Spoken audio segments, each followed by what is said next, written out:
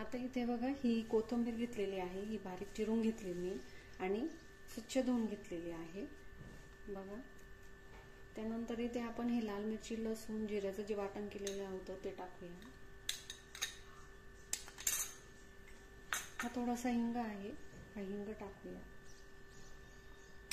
त्यानंतर बाजरीचं पीठ घेतलेलं आहे मी, बाजरीचं पीठ हे थोडं जास्त प्रमाणात टाकायचं आहे। माझ्याकडे थोडंसं तांदळाची पिठी होती ती टाकणार आहे मी, तुम्ही असली तर टाका। तांदळाच्या पिठीने छान कुरकुरीत होतात। त्यानंतर थोडंसं डाळीचं पीठ घेतलेलं आहे, डाळीचं पीठ थोडंच घ्यायचं आहे।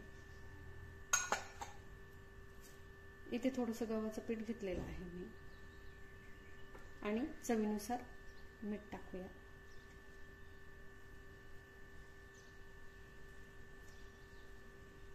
आणि याला आता छानपैकी मळून घेऊया। याला थोडंसं घट्टसरच मळायचं आहे, खूप पातळ नाही करायचं। हे बघा, याला आता आपण घट्ट मळून घेऊया। आता इथे बघा आपलं हे पीठ असं घट्टसर मळून झालेलं आहे बघा, जास्त पातळ नाही मळलेलं मी, घट्ट मळून घेतलेलं आहे। आता इथे मी चला आता याची मुठकी आपण लावून घेऊया। इथे मी एक चाळणी घेतलेली आहे, याला आपण तेल लावून घेणार आहोत। हे बघा इथे एक कढई घेतलेली आहे, त्या कढईत मी पाणी गरम करत ठेवलेलं आहे। त्यानंतर ही चाळणी ठेवलेली आहे। चाळणी आपली फेसोफेस या कढईमध्ये किंवा तुम्ही जे काही भांडं ठेवणार आहे त्यामध्ये ती बसली पाहिजे, जेणेकरून आपण वरती ताट ठेवल्यानंतर त्याची वाफ गेली नाही पाहिजे, वाफ पूर्ण या मुटक्यांना लागली पाहिजे। तर बघा इथे या कढईमध्ये मी ही चाळणी ठेवून घेतलेली आहे, त्याला तेल लावलेलं आहे, जेणेकरून आपले जे मुटके आपण ठेवू ते चिटकणार नाही। इथे एका वाटीमध्ये मी पाणी घेतलेलं आहे, हे पाणी थोडंसं, हे बघा हे पाणी हाताला थोडंसं लावून घ्यायचं आहे आणि असं थोडंसं छोटासा एक गोळा घेऊन त्याचे आपण असे मुटके लावून घेणार आहोत बघा।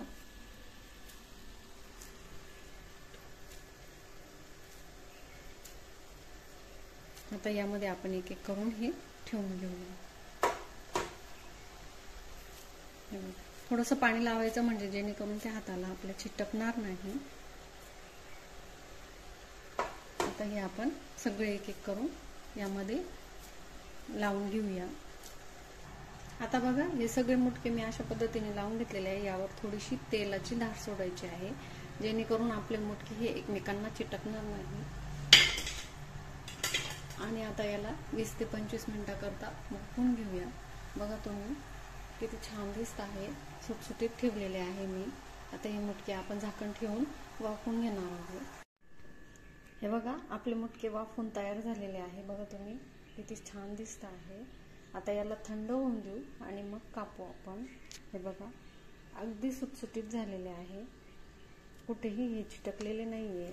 हे बघा खूप छान राहिलेले आहे। आता याला आपण कट करून तळून घेऊ। हे बघा अशा पद्धतीने आपले मुटके असे कट करून मस्त तयार झालेले आहे, बघा तुम्ही किती सुंदर झालेले आहे। असे मी पातळ पातळ कापून घेतलेले आहे। आता तेल टाकून तव्यावर आपण याला तळून घेणार आहोत। बघा छान झालेले आहे, थंड झालेले आहे आणि पोकळ पण झालेले आहे हे बघा। आता इथे बघा तव्यावर मी तेल टाकलेलं आहे आणि याला आता छानपैकी मस्त कुरकुरीत होईपर्यंत आपण याला तळून घेणार आहोत। तेल थोडं वाढवून टाकायचं आहे याला, जेणेकरून आपले मुटके छानपैकी परतले जातील। हे बघा आता याला आपण मस्तपैकी असं परतून घेऊया। आपले गरमागरम मुटके तयार झालेले आहे, मस्त असे कुरकुरीत। हे बघा खूप छान झालेले आहे, सुंदर कुरकुरीत झालेले आहे बघा तुम्ही। मुटक्याची रेसिपी कशी वाटली नक्की कमेंट करून सांगा, लाईक करा, शेअर करा, सबस्क्राईब करा आणि सगळ्यात महत्त्वाचं खात राहा, खुश राहा। थँक्यू।